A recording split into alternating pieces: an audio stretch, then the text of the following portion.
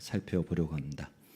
오늘 우리가 사는 시대의 특징을 세 가지로 정의를 하라면 암울한 시대, 두려움의 시대, 마지막 시대다 이렇게 이야기할 수 있습니다.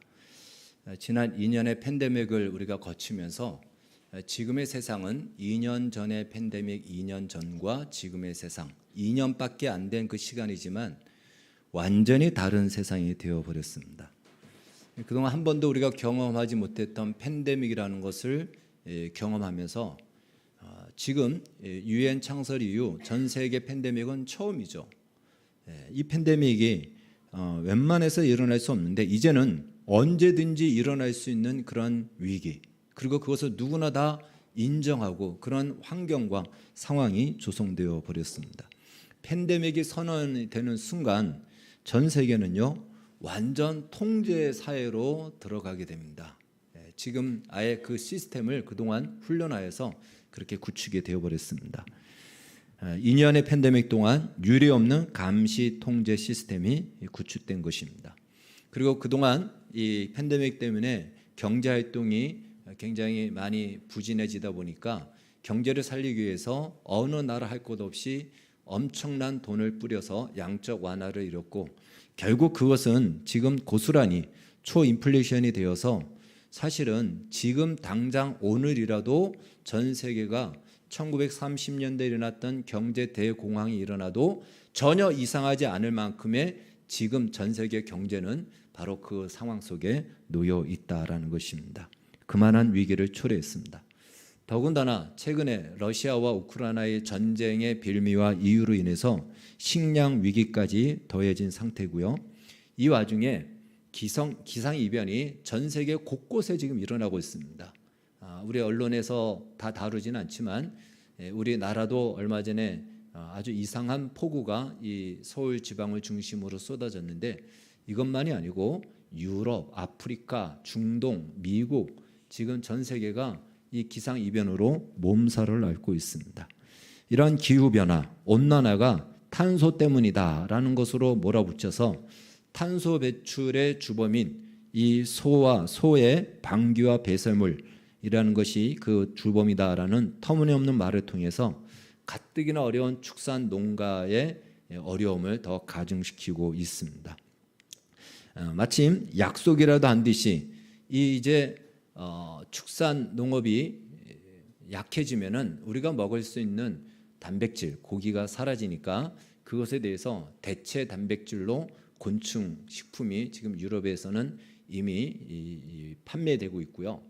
선전하기를 예를 들어서 바퀴벌레를 갈아서 그 분말이 우유를 주는 것보다 아이들한테 더 영양이 많다라고 과학자들을 내세워서 선전을 하고 있습니다. 그걸 먹으라는 겁니다. 뿐만 아니라 이제는 고기도 먹기가 어려운 시대가 되어가고 있는데 대체육이 등장을 했습니다. 이 대체육은 어떤 동물의 한 세포를 채취해서 그것을 실험실에서 배양해가지고 그 고기를 만드는 것입니다. 지금 싱가포르에서는 닭의 가슴살을 채취를 해서 그것을 실험실에서 배양하면 똑같은 가슴살이 나오게 돼요. 그것을 판매하는 것을 승인을 해줬습니다. 어떤 사람은 자기 뺨, 이 살에 있는 뺨을 띄어서 이것을 배양을 해가지고 스테이크를 해먹을 만큼의 두꺼운 고기를 인육이죠. 그것을 선보이면서 이렇게 배양을 했다라고 나타내 보이기도 합니다. 여러분 이것이 우리 언론에 나오지 않아서 그렇지 지금 이루어지고 있는 전 세계 실제적인 현실인 것입니다. 스웨덴에서는 손등에 칩을 넣어서 이제 그 여기다 칩을 살짝 넣어서 그 칩을 가지고 버스도 타고 모든 결제를 다 그걸로 합니다. 지갑도 가져다닐 필요가 없고 카드도 가져다닐 필요가 없습니다. 이 칩만 갖다 대면은 거기에 나의 데이터가 있어서 계좌에서 대금이 지불이 되고 나의 신분에 대한 것들이 있어서 출입이 가능한 이런 상황이 되었고요. 중국에서는 그 많은 국민들을 전부 다 안면 인식 데이터를 구축해가지고 이제는 마켓에 가서 그냥 마켓에 가면 그 유리에 카메라가 안에서 붙여서 나의 얼굴을 보는 순간 내가 누군지를 알고 내가 물건을 사면 그 사는 만큼 그냥 내 계좌에서 돈이 지불이 되는 이 시스템을 선보였습니다. 중국은 그렇게 선보였습니다. UN 2030 보고서에는 2030년까지 전 세계 모든 사람에게 고유의 디지털 아이디를 부여하겠다라고 합니다. 쉽게 말해 전 세계는 지금 안전의 이름으로, 안전이라는 이 이름으로 철저한 감시 통제 사회로 진입하고 있다는 것입니다. 이제 멀지 않아 지금 우리가 쓰고 있는 종이 화폐는 아마 사라질 것입니다. 각 나라에서 CBDC라고 하는 디지털 화폐를 지금 실험하고 있고 우리나라도 이미 실험하고 있어서 세 번째 실험을 이제는 앞두고 있습니다. 이 디지털 화폐, 즉 코인이 화폐를 대체할 것이고 부동산이나 모든 자산도 이제는 다 디지털 등록이 됩니다. 우리가 요즘 많이 듣는 NFT라고 하는 것이 바로 그것입니다. 지금 콜롬비아에서는 콜롬비아 땅 전체를 전부 다 이 코인으로 NFT화해서 이제는 땅을 팔고 살 때 그것에 대해서 그 거래를 블록체인 안에서 이 코인 화폐로 사고 팔 수 있도록 NFT화를 해버렸습니다. 그것을 지금 실험 중에 있고 그렇게 하고 있기 때문에 앞으로는 우리가 사는 세상은 이전에 우리가 경험했던 세상과는 완전히 다른 세상이 된다라는 것입니다. 이렇게 되면요, 얼마만큼의 자산이 있고 저 사람이 어디에다 돈을 쓰는지가 추적이 다 가능합니다. 숨길 수가 없습니다. 물론 지금도 추적할 수가 있습니다. 시간이 많이 걸리죠. 그러나 이 시스템이 만들어지면은 금방 추적이 되고, 그래서 그전에는 약간 허술했던 부분까지도 이제는 다 세금을 매겨서 세금을 거둘 수 있는 그러한 세상이 되어버립니다. 그것이 크게 잘못된 것은 아니죠. 얼마든지 그렇게 만들 수도 있습니다. 그러나 무엇이 문제냐면 디지털 세상이 되면 그때부터는 디지털 통제가 이루어진다는 것이에요. 무슨 말이냐면 이제 이렇게 다 되어버리면 국가나 사회가 정한 어떤 규칙을 따르지 않으면 디지털에서 그 사람의 아이디를 마음껏 차단해버릴 수가 있다는 것입니다. 예를 들어서 지금 탄소 중립이라는 이유로 내연기관차가 아닌 전기 자동차를 굉장히 많이 선호하고 또 막 그렇게 장려하지 않습니까? 이 전기 자동차를 하는 이유가 있습니다. 여러 가지 이유가 있겠지만 전기 자동차는 사물 인터넷에 의해서 통제가 가능하게 됩니다. 그래서 쉽게 말해 만약에 어떤 사람이 벌금을 내지 않았다, 또 사회적으로나 벌칙으로, 그러면 벌금에 따라서 100점을 안 냈다. 그러면 이 사람은 30km 정도만 운행할 수 있도록 그 기회를 주는 겁니다. 만약에 200점의 벌점을 안 냈다. 그러면 10km. 300점의 벌금을 내지 않았다. 그러면 시동도 걸리지 않습니다. 그것이 디지털 세계 안에서는 가능하다라는 것입니다. 그래서 디지털 감시 통제 사회는 완전히 우리가 지금 생각하고 있는 세상하고는 다른 세상이 됩니다. 이건 비단 자동차에 대한 얘기고요. 그렇게 된다면 그 아이디에 대해서 블록 처리하면 내가 어디를 가든지 만약에 내가 받을 수 있는 혜택을 거기서 제한적으로밖에는 받지 못하게 된다라는 것입니다. 여러분 이렇게 얘기하면 무엇이 생각납니까? 요한계시록의 666이 아마 생각날 것입니다. 실제로 그 시대가 가까워지고 있다는 것이죠. 이런 것들이 사실 이전부터 있었지만 본격적으로 그 시작을 알린 것이 바로 지난 2년의 팬데믹 기간을 통해서 이 세상을 완전히 공개적으로 나타내 보인 것입니다. 그렇다면 지금 일어난 이 팬데믹이 자연 발생적으로 일어났을까요? 아직까지 팬데믹의 코로나의 원인이 어디서 시작됐는지 아무도 모르고 있습니다. 발표를 하고 추정을 하지만 아직도 찾지 못하고 있습니다. 백신은 정말 코로나를 예방하게 만들었을까요? 임상을 거치지 않은 백신이 코로나를 예방한다고 생각합니까? 아무도 보장할 수 없고 엊그저께 CDC 미 질병청에서 소용없다라고 발표를 했습니다. 더 이상 격리하고 그런 것으로 인해서 코로나가 예방되지 않는다라고 발표를 했습니다. 또 최근에 일어나는 기상이변은 자연적으로 일어난 것일까요? 아닙니다. 인위적입니다. 중국은 이미 인공 강우에 대해서 굉장한 그 기술이 뛰어납니다. 우리 한반도만큼의 그 면적이 되는 성을 가뭄이니까 인공적으로 기상을 조작하여서 폭설을 내리게 해서 가뭄을 해결했습니다. 그러니까 얼마든지 지금은 우리가 자연현상이라고 얘기하는 폭설, 비, 태풍, 지진, 쓰나미 모두 인위적으로 만들어낼 수가 있고 만들어지고 있다는 것입니다. 우리가 지금 자연현상이라고 하는 것이 인위적으로 다 만들어지는 시대라는 것입니다. 누가 이러한 기상이변을 일으킬까요? 이렇게 일으키는 이유가 무엇일까요? 이렇게 일으키면서 이야기하죠. 온난화 때문에 이 세상이 이렇게 됐다. 그래서 온난화는 탄소 때문에 만들어진 것이다. 탄소 주범은 소의 방귀와 배설물 때문인 것이다. 그래서 소 축산 농업을 줄여야 된다. 네덜란드에서는 그래서 가지고 있는 소 농사의 95%를 다 줄여라. 5%를 가지고 생활하라 라고 해서 농부들이 지금 시위를 하고 트랙터를 몰고 시위를 하고 있고, 이것은 캐나다나 다른 나라에도 지금 이어지고 있고, 뉴질랜드라고 하는 우리가 잘 알고 있는 나라에서는 그 낙농으로 유명한 그 나라에서는 소 한 마리당 탄소세를 더 부과합니다. 우리는 그렇지 않으니까 우리는 상관없다가 아닙니다. 세상이 그렇게 가면 우리나라가 세상과 이 세계 속에 대한민국으로 가려면 그 정책을 따라갈 수밖에 없는 그러한 상황이 됩니다. 그래서 지금 그것을 서구에서는 먼저 진행하고 있다라는 것이죠.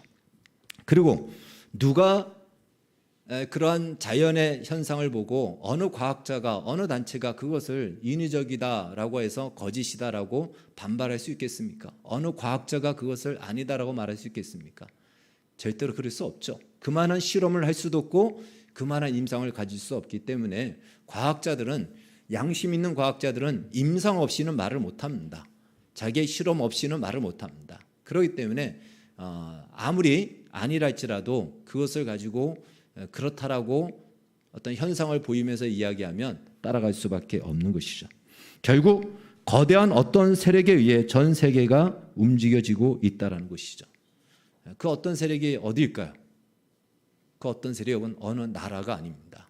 어느 나라가 아니고 그동안 우리가 한 번쯤은 들어본 듯한 아마 그 이름이 있습니다.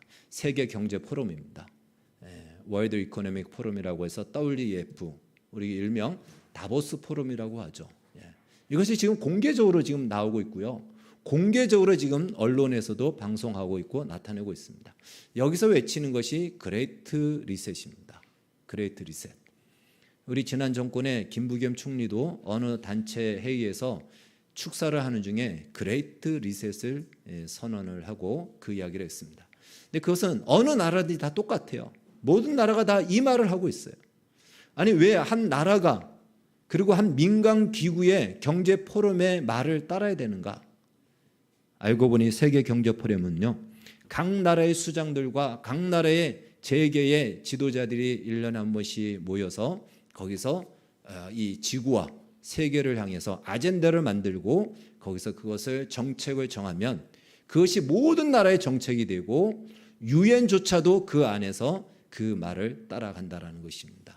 그래서 기후변화, 탄소 중립 이 모든 것이 다 세계 경제 포럼에서 나온 아젠다이고 그렇게 지금 진행되고 있는 것입니다. 곤충벌레, 곤충식품도 다 여기서 나온 것들입니다. 결국 이렇게 하는 이유가 있습니다. 이 세계 경제 포럼의 대표라고 하는 클라우드 슈왑이라는 사람이 말하기를 앞으로 많은 사람들이 각자가 살아갈 때에 굳이 집을 소유하려고 그 비싼 집을 소유하려고 노력할 필요가 없다. 자동차를 가지려고 노력할 필요가 없다. 국가에서 다 그들에게 기본소득제를 지급할 것이고 집도 주어진 대로 살면 된다. 이 말을 공개적으로 했습니다. 결국 이 말은 다른 말로 공산주의 2.0 시대를 열겠다라는 것입니다. 이전에는 총칼로 공산주의를 만들었다면 이제는 정책과 아젠다를 통해서 상위 1%의 계층, 특권층을 제외하고는 모든 나머지 사람들은 고의적으로 경제 붕괴를 일으켜서 철저히 국가에 의존하게 만들고 국가가 무엇을 주지 않으면 살아갈 수 없는 그러한 형편과 처지로 전락을 시켜서 그러한 시스템을 구축하여 그중에 팬데믹도 한 일환이고요. 그리고 그렇게 하여 사람들을 노예화하는 것이 그들의 가지고 있는 전략과 목표인 것입니다. 그래서 그들은 공개적으로 얘기합니다. 지금 지구의 인구는 너무 많다. 너무 많아서 인구를 줄여야 된다라고 그것을 숨어서 얘기하지 않고 공개적인 인터뷰에서 이야기를 할 정도인 것입니다. 그렇다면 감시 통제 시스템, 이것은 굉장히 우리에게 도움을 주는 것이 많이 있고 우리 대한민국이 안전한 이유 중에 하나도 그 중에 하나죠. 우리나라는 가는 곳곳마다 CCTV가 있습니다. 그래서 범죄를 저지르면 CCTV만 찾아보면은 금방 그 사람의 행적을 찾아서 금방 잡을 수가 있습니다. 그러다 보니까 그런 안전한 하나의 시스템이 되기도 합니다. 안전을 위해서 이런 것이 필요하지 않을까? 지금까지의 통제라면 그 정도였다면 괜찮습니다. 그러나 이 팬데믹 이후에 구축되어지고 앞으로 펼쳐질 감시 통제 시스템은요, 그것은 굉장히 위험하다는 것입니다. 국가가 정한 기준을 따르지 않으면 언제든지 얼마든지 그 사람의 아이디를 오프할 수가 있습니다. 그럼 그 사람은 지하철도 못한다는 거예요. 표 끊을 수도 없습니다. 끊을 수도 없는 그런 상황이 됩니다. 신세계라는 소설에 보면은 거기에 보면은 1등 시민과 2등 시민의 구역이 나눠져 있죠. 얼마든지 그럴 수 있다라는 것이에요. 이런 사람들은 위험한 사람들이고 이런 사람들은 국가의 지도와 사회의 안전 규율을 지키지 않기 때문에 구역을 나눠서 3등 시민이 사는 구역으로 살게 하고 조금 나은 사람은 2등 시민 구역을 살게 하고 그리고 국가의 지도에 잘 따르는 사람은 1등 시민의 구역에 살게 하여서 그 구역은 절대로 넘어가지 못하게끔 만드는 것입니다.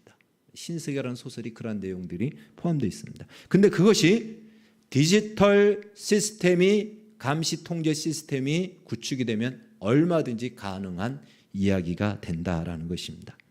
결국 자유민주주의의 바탕이 되는 주권이 국민에게 있다라는 이 말은 이제는 더 이상 통용될 수 없고 오히려 국민이 노예가 되는 사회가 되어버립니다. 그야말로 공산주의 버전 2.0인 것이죠. 여기에 가장 정면으로 부딪히는 단체가 있다면 바로 기독교인 것입니다. 우리 기독교는 그러한 통제에 의해서가 아닌 우리는 하나님을 신앙하고 하나님의 말씀을 전할 자유를 우리는 가장 우선적으로 여기는데 감시와 통제, 안전의 이름으로 예배도 감시하고 통제하고 신앙생활도 감시하고 통제하는 사회가 펼쳐지고 우리는 지난 이 팬데믹 와중에 그러한 경우를 우리는 예배가 중단되어지는 초유의 경험을 했던 것을 알고 있습니다. 제가 이렇게 말씀드리는 이유는 우리가 사는 시대가 바로 이런 시대에 가까워졌기 때문에 그렇습니다. 원래 성도는 언제나 마지막을 살듯이 살아야 되지만 지금은 정말 물리적으로도 그 시대가 마지막 시대입니다.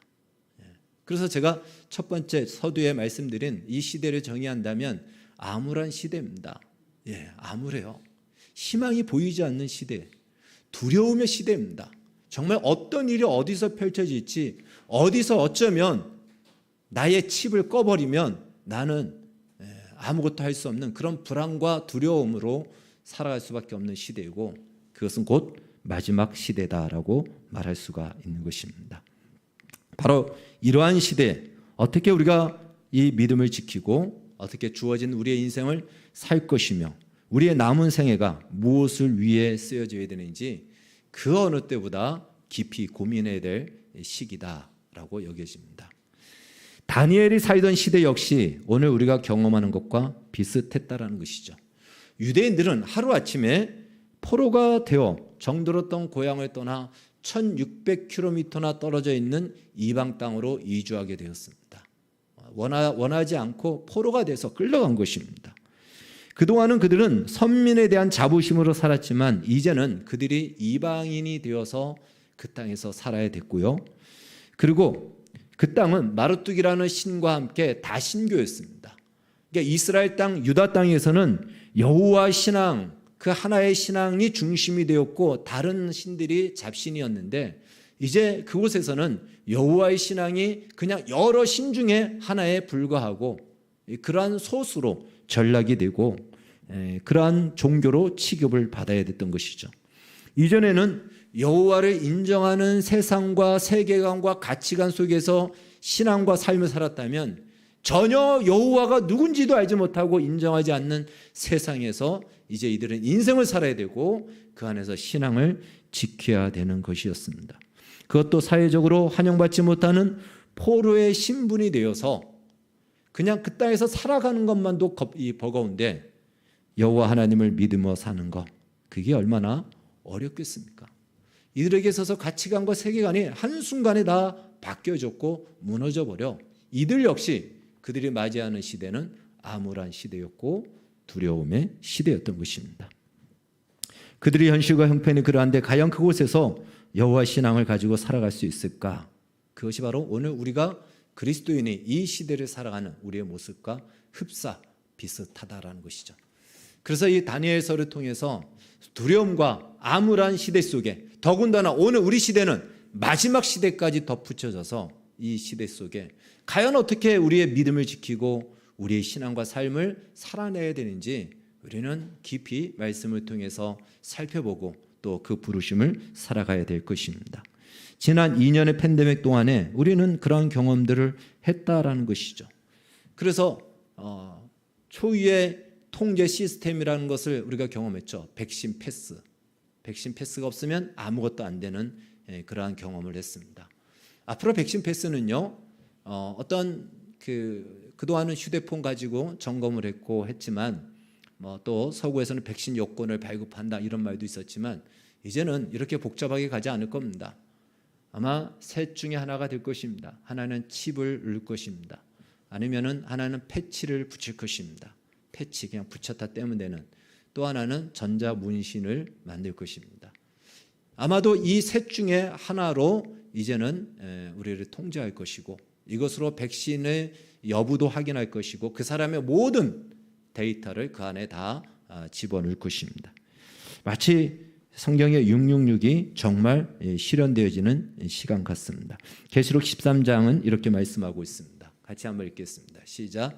그가 모든 자 곧 작은 자나 큰 자나 부자나 가난한 자나 자유인이나 종들에게 그 오른손이나 이마에 표를 받게 하고 누구든지 이 표를 가진 자 외에는 매매를 못하게 하니 이 표는 곧 짐승의 이름이나 그 이름의 수라. 지혜가 여기 있으니 총명한 자는 그 짐승의 수를 세어보라. 그것은 사람의 수니 그에서는 666이니라. 어쩌면 멀지 않아 이 말씀이 실현되어지는 시대가 도래할 수 있다는 것이죠. 우리가 정신을 차리지 않고 시대를 분별하지 않으면 우리도 모르는 사이에 우리는 짐승의 표 666을 받을 수가 있습니다. 어떤 사람은요, 저 계시록 13장 말씀을 상징으로 이야기합니다. 그러나 매매를 못한다라는 구체적인 행동을 묘사하고 있는데 저것을 어떻게 상징으로 볼 수 있겠습니까? 어떤 모양이든지 저 말씀대로 이루어질 것입니다. 우리는 성경의 말씀을 진리로 받아들이기 때문에 그렇습니다. 따라서 우리는 이 다니엘서를 통해서 반기독교적인 요소가 가득 찬 그 세상 속에서 하나님의 사람으로 어떻게 살아갔는지, 오히려 그 속에서 어떻게 하나님의 영광을 나타냈는지를 우리가 배우면서 우리 또한 그렇게 살아가야 될 것입니다. 이제 이 다니엘서를 우리가 이해하기 위해서 기본적으로 좀 이 시대의 배경을 좀 볼 필요가 있습니다. 다니엘이 활동했던 다니엘서의 시대의 배경을 보면은 특별히 그 시대의 패권 국가였던 세 개의 나라를 우리가 알 필요가 있습니다. 먼저 아수르입니다. 세계사에서는 아시리아라고 얘기하지만 성경은 아수르로 얘기합니다. 북이스라엘이 바로 저 아수르에 의해서 멸망을 당했죠. 그리고 이제 아수르가 한 150년 정도 유지하다가 쇠퇴하면서 남쪽 끝 바벨론 땅, 바벨론이죠. 창세기 11장 바벨탑이 쌓여졌던 시날 땅, 오늘 성경은 시날 땅이라고 얘기합니다. 그 시날이라는 말에서 수메르가 나옵니다. 그러니까 수메르의 문명이 이제 그쪽에서 나왔다라고 볼 수 있죠. 바로 그 바벨론이 부상하기 시작하였고, 그래서 다니엘서의 메인 배경이 이 바벨론이 됩니다. 바벨론의 느부갓네살 왕이 등장하죠. 그리고 다니엘서의 후반부에 가면은 이제 새로운 패권 국가가 나오는데 메데 페르시아입니다. 소위 세계사에서는 페르시아 제국이라고 말할 수 있죠. 이 페르시아 제국, 이것이 다니엘서의 큰 시대적 배경이고 저 뒤를 이어서 헬라 제국이 나오고 로마 제국이 나오게 되는 것입니다. 다니엘은요 10대 중반에 포로로 끌려가서 한 70년 넘게 그 땅에서 살게 됩니다. 그래서 거의 100세 동안 100살 정도를 가까이 살게 되는데 그 와중에 바벨론이 페르시아로 패권이 바뀌어지는 것을 다니엘이 거기서 경험하게 됩니다. 또 하나 우리가 다니엘서를 통해서 반드시 우리가 기억해야 될 말씀이 있습니다. 다니엘서 1장 2절 말씀입니다. 1장 2절 한번 같이 읽겠습니다. 시작. 주께서 유다 왕 여호야김과 하나님의 전 그릇 얼마를 그의 손에 넘기심에 그가 그것을 가지고 신할 땅 자기 신들의 신전에 가져다가 그 신들의 보물 창고에 두었더라. 바벨론의 느부갓네살 왕이 유다를 침략하여서 여호야김은 무릎 꿇고 성전의 기물들을 가지고 갔습니다. 그리고 일부 귀족들을 끌고 갔고 이때 다니엘도 끌려갑니다. 이때가 주전 605년 정도가 됩니다. 자, 전쟁에서 승리하면 전리품을 챙기는 것은 당연한 것이고 그 전리품은 곧 승리의 상징이 되는 것이죠. 그런데 그 전리품이 성전의 기물이었다라는 거예요. 성전은 하나님이 임재하시는 그곳인데 하나님이 계시는 성전에 있는 그 기명들을 가지고 갔습니다. 나중에 벨사살 왕이 그때 가져왔던 것을 가지고 거기다 술을 따라서 마시는 사건이 나오게 되죠. 다른 무엇도 아닌 성전의 그릇들을 찬탈해 가는데 하나님이 가만히 있을 수 있단 말인가? 여기서 우리는 충격을 받게 되죠. 하나님이 계신다면, 아니 하나님이 함께 하신다면 어떻게 이런 일이 일어날까? 그러나 역사 속에서 얼마나 이런 일들이 많이 일어난지 모릅니다.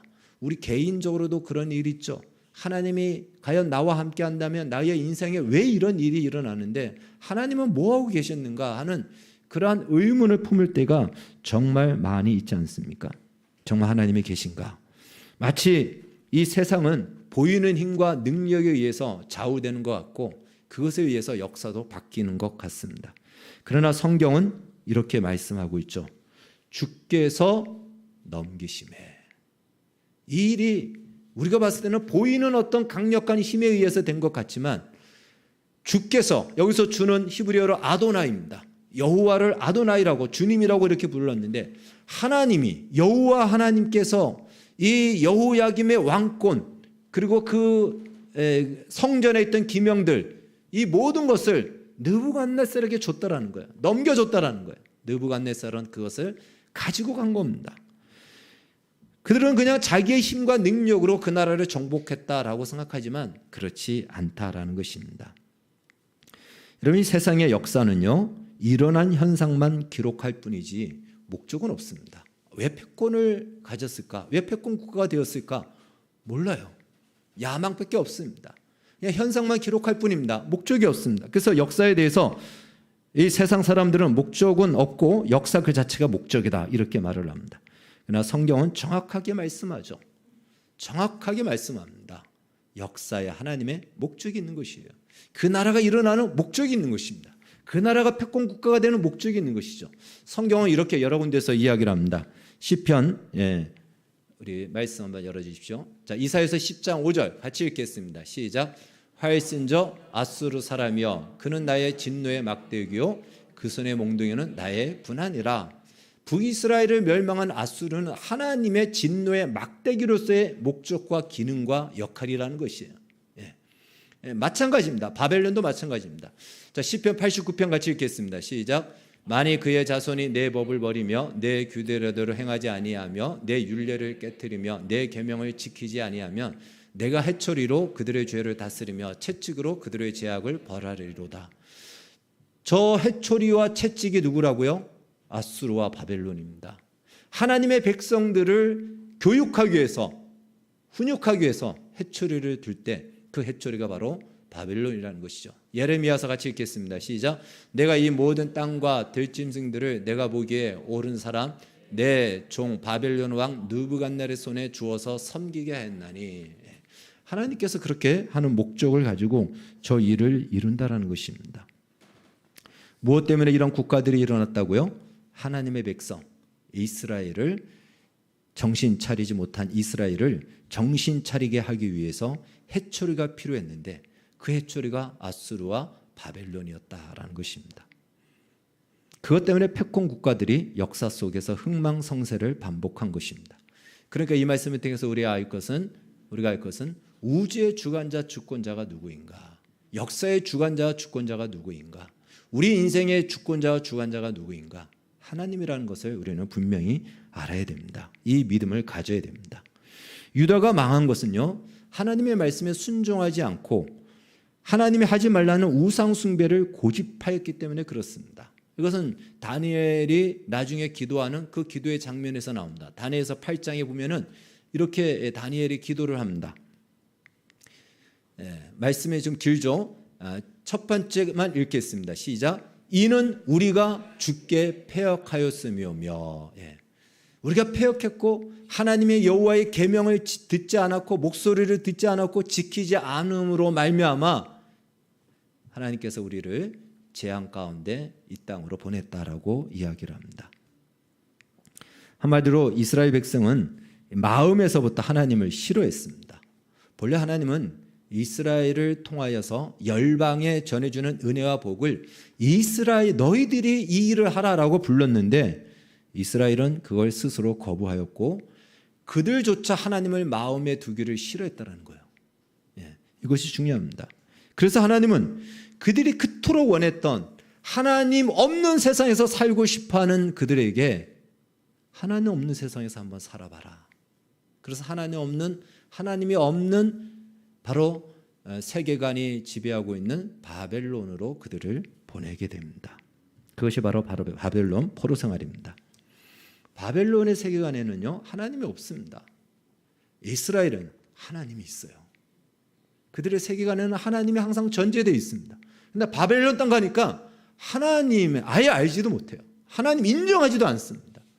거짓된 우상, 귀신들이 오히려 지배한다라고 하고 그걸 인정하지 않으면 오히려 핍박하고 조롱합니다. 그러한 세상 속에서 사는 거예요. 한번 살아봐라. 너희들이 그토록 원하는 하나님이 없는 세상에서 사는 것이 자유인 줄 아느냐? 오늘날도 어쩌면 그렇게 생각하지 않습니까? 제발 하나님 없는 데서 마음껏 살고 싶은 것을 자유라고 생각하잖아요. 그런 데서 한번 살아봐라는 거예요.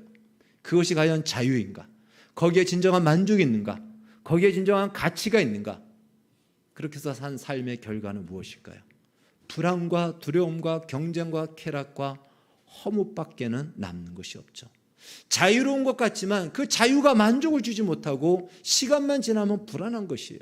조금만 시간이 지나면 불안한 겁니다. 언제 어떤 일이 일어날지 아무도 나를 지켜주지 못하는 이 암울한 시대 속에 놓여 있는 것과 똑같은 것이죠. 물론 하나님께서 하나님 없는 세상이라 하여 그들을 떠나지는 않았죠. 바로 바벨론 땅에 하나님이 같이 가셔서 그들 속에 역사하셨죠. 다니엘을 통해서 하나님이 일하시는 것을 보여주셨고 다니엘의 새 친구들을 통해서 하나님이 역사하셨고 그리고 그 땅에 살고 있는 에스더를 통해서 하나님이 그들 속에 있다는 것을 나타내 보여주신 것입니다.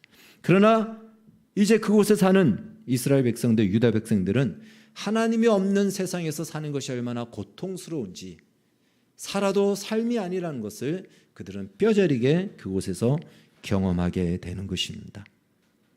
그래서 우리가 여기서 기억해야 될 것은 세상에 패권 국가라고 하는 대단하게 보여지는 그 모든 것들은 자기들은 왜 있는지 몰라요. 그냥 힘만 가지고 있고 부만 가지고 있고 돈만 가지고 있고 권력만 가지고 있고 자기들의 나름대로의 이념과 신념에 따라서 그것을 쓸 뿐입니다.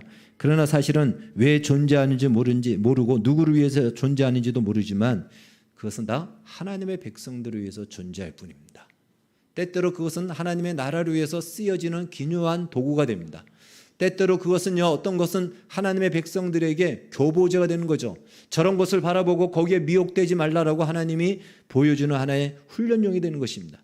때때로 그것은 하나님의 백성들을 채찍질하고 해초리로 사용되어지는 도구로도 사용된다라는 것입니다.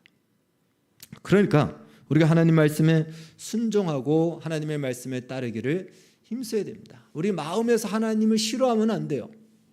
성경은 분명히 얘기합니다. 나를 존중히 여기는 자를 내가 존중히 여기고 나를 멸시하는 자를 내가 경멸하리라. 하나님을 내가 멀리하면 하나님도 나를 멀리하는 것이에요. 나는 자꾸만 찾아가는데 하나님은 자꾸만 찾아오는데 우리가 하나님을 멀리하면 하나님 없이 사는 것이 얼마나 고단하고 피곤하고 허무한지를 그로 하여금 체험케 하시는 것이죠. 그것은 결코 자유도 아니고 복도 아닌 것입니다. 우리 인간은 하나님의 형상으로 만들어졌기 때문에 하나님께 속한 것들로, 하나님께 속한 가치의 것들이 우리 안에 들어올 때만이 우리는 만족스러움과 진정한 삶의 의미를 우리는 누리게 되어 있습니다. 그건 하나님이 그렇게 만들었기 때문에 다른 것으로는 그것을 대체할 수가 없다라는 것입니다. 따라서 지금 당장 우리의 현실과 이 세상을 보면 두렵고 또 우리의 믿음이 이 세상에서는 아무런 보상을 받지 않는 것 같습니다. 이스라엘 백성들을, 유다 백성들을 바벨론에서 알아줬습니까? 하나님을 믿는다고 알아줬습니까? 오히려 조롱하고 욕하고 너희가 믿는 하나님 너희를 지켜주지 않아서 이렇게 됐다라고 오히려 조롱을 합니다. 어쩌면 우리는 그런 조롱을 받고 그런 현실 속에 살아가야 되는 그 시대 속에 살 수도 있습니다. 그걸 보면 절망스럽고 좌절하기도 합니다. 그러나 오늘 성경을 통해서 우리가 전제해야 될 것, 주께서 이 일을 시작하셨다라는 거예요. 역사의 주관자가 하나님이라는 이 사실을 우리가 안다면 어떠한 상황과 현실과 또 그러한 처지에 있더라도 우리는 그곳에서 절망하지 않고 소망과 용기를 가질 수가 있는 것입니다. 말 그대로 군대에서 유행했던 말이 있죠. 거꾸로 매달아도 국방부 시계는 간다라는 말처럼 정한 시간이 되면 하나님의 나라가 물리적으로 임할 것입니다. 지금은 하나님의 나라가 통치적으로 임하지만 어느 시간이 되면 물리적으로도 하나님의 나라가 임할 것입니다. 그러나 그때까지 그냥 아무것도 하지 않고 기다리는 것이 아니고 그 시간 동안 마치 하나님 없는 세상에 다니엘을 먼저 보내신 것처럼 요셉을 먼저 보내서 예비하신 것처럼 하나님 없는 세상에서 하나님을 믿고 사는 자를 통해서 하나님이 어떻게 일하시고 역사하시고 그 영광을 나타내시는지를 보였던 것처럼 오늘 하나님을 부정하고 이 세상에 감시 통제가 하는 최고의 목적이 무엇입니까? 하나님의 흔적을 지우기 위한 것이에요. 하나님의 자리에 세상에 인간이 서겠다라는 것이에요. 마음껏 살라는 것입니다. 마음껏 살라는 것은 마음껏 죄의 노예가 되라는 것입니다. 그러한 세상 속에서 하나님의 살아계심을 증거하고 하나님의 영광을 오히려 드러낼 수 있는 기회를 여겨 우리를 부르신 부름을 따라서 믿음을 지키고 이 세상의 흐름에 마음과 생각을 빼앗기지 않고 주님이 주신 영원한 소망을 가지고 살아가는 그것이 다니엘서를 통해서 우리가 받아야 될 교훈이요 부르심 것입니다. 한마디로 하나님이 우리에게 세상의 무대를 열어주셨는데 너는 우리 각자 얘기합니다. 너는 선한 역할만 하라는 거예요. 선한 역할이라는 것이 무엇이죠? 하나님의 말씀대로 그 역할만 하라는 거예요. 악을 악으로 대하지 말고 악이 오면 선으로 대항하라는 거예요. 분노가 일면은 분노로 대항하지 말고 용서와 관용으로 대하라는 것입니다. 세상은 얘기하죠.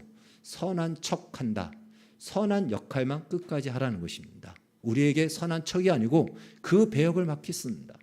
그러면 그 작품은 하나님이 작가시기 때문에 하나님이 놀랍게 반전의 역사를 이루시고 당신의 살아계심을 우리를 통해서 나타내 보이시겠다고 합니다. 바로 그것이 다니엘의 인생인 것입니다. 그래서 우리는 언제나 하나님 편에 진리 편에서 믿음을 따라 살아야 되는 것이죠. 진리가 아는 것과 타협하지 않고 진리를 따라 성내지 않고 분노하지 않고 그러나 하나님의 말씀을 따라 순종하여 믿음을 지켜 살 때 우리를 통해서 오히려 하나님 없는 세상에서 하나님의 더 큰 영광과 전능함이 증거될 것입니다. 이 부르심의 발걸음을 내딛기를 주의 이름으로 축원합니다. 기도하겠습니다. 하나님, 이 시대는 하나님을 지우는 시대입니다. 감시, 통제, 시스템을 구축하여서 이제는 인간의 어떤 편의를 조건을 내걸고 허락하는 마침내 그로 인하여 우리의 신앙의 자유까지 통제하려는 이 시대 속에 이 암울하고 두렵고 마지막 시대 속에 다니엘이 나아갔던 그 길을 쫓아 믿음의 선배들이